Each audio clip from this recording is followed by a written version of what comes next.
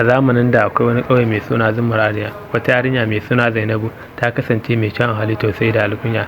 Zainabu tana zaune tare da mahaifanta amma duk wanda ya kalle ta zai san cewa tana da buri da zai ta rayuwar ƙauyensu. Ta zo ta samu soyayya ta gaskiya wadda bata gini kan dukiya ko matsayi ba amma akan zuciya mai tsafta.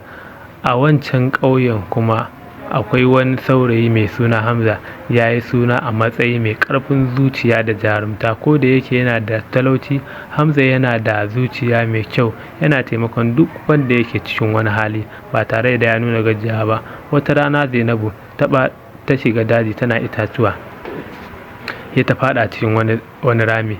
Sai ta maƙalƙale tana ihu tana neman taimako amma babu wanda ya zo kusa.